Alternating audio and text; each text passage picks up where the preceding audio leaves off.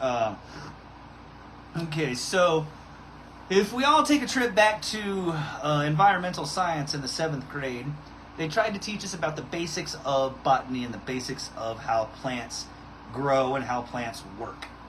Okay?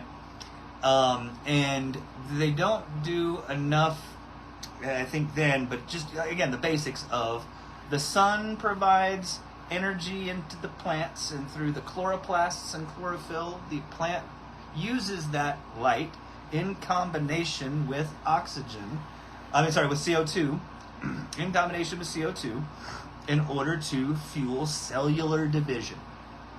Okay? Cellular division is what makes all things grow. What makes you grow, it's what makes me grow, it's what makes our hair grow, it's what makes plants grow. That when things are growing, cells are dividing. Okay? So, being able to provide an adequate amount of light for that to happen is where you have to start. Okay? These plants evolved in a place where it gets some of the highest natural DLIs, or daily light integrals, of anywhere on the planet, and that's going to be up near the Arctic Circle in the uppermost parts of our planet, that during the summertime months essentially get 9 months of sunlight. Now, it's not full, intense sunlight for 24 hours a day. No. The sun does wax and wane, and it dips towards the horizon, but there is a photosynthetic amount of light available for 24 hours a day for approximately 90 days, for approximately 3 months, okay? And so these plants are designed and have evolved evolutionary adaptations to not only work in high DLI environments, but ultimately thrive in them. Okay? And so while I completely understand that the light is going to be the largest part of your cultivation hobby budget, it's the most important.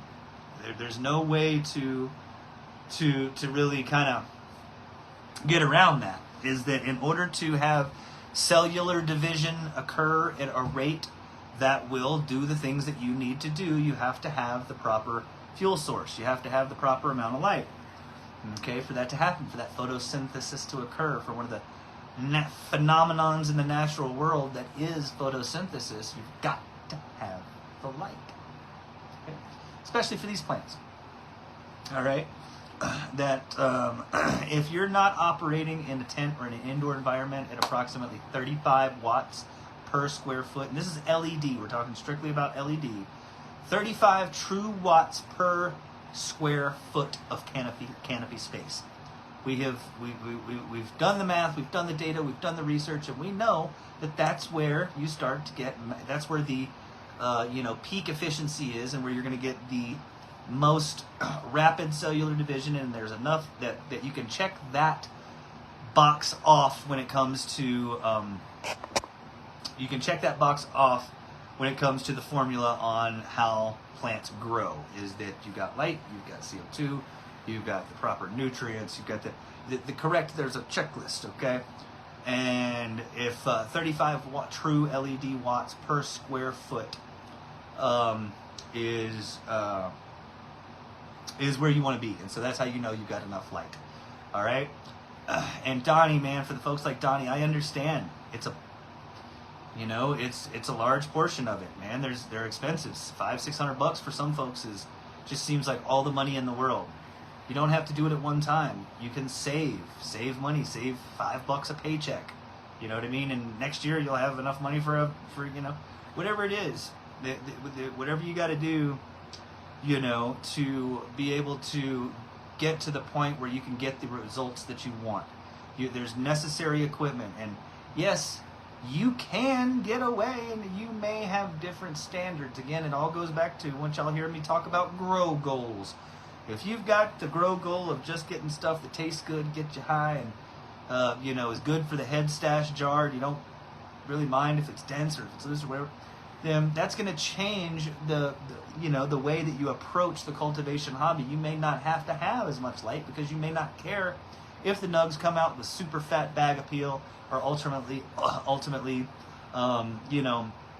aesthetically pleasing enough to facilitate a sale in some sort, okay, or whatever the case may be.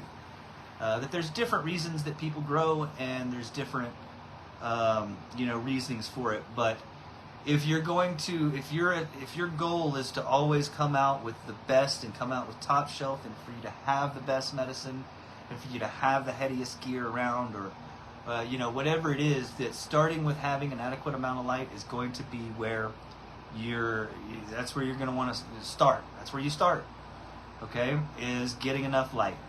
I recommend Mo's indoor lighting because Mo has been fantastic to not only the group and being supportive and super amazing as a moderator. He's done just a super bang up job with his lighting company, and I'm sitting here literally almost eye level with one right now, and I just can't say enough about it. His lights are the best on the market right now, and that's with a combination of quality of parts and components to price to output and all the different things. David, HLG, they're good. And again, the Mo's indoor lighting that we're talking about, they use all the same level of quality, the top bend diodes, the top drivers, all of the things that HLG uses. He just doesn't have an entire huge publicly traded company that he has to support. It's just him. So the price is where it's going to get you a better deal and a better value with the Mo's lights. And he's always willing to talk to you. So that's always a good deal. Man, that dab kind of got me high. Oh yeah, cellular division and lighting, and it being a major component that a lot of folks try to go cheap on. They try to cut corners on. They try to do less than, and they're expecting top-notch product and an ultimate super. It's going to be tough. Okay, so making sure that you have enough light is always going to be key. All right. The hell else?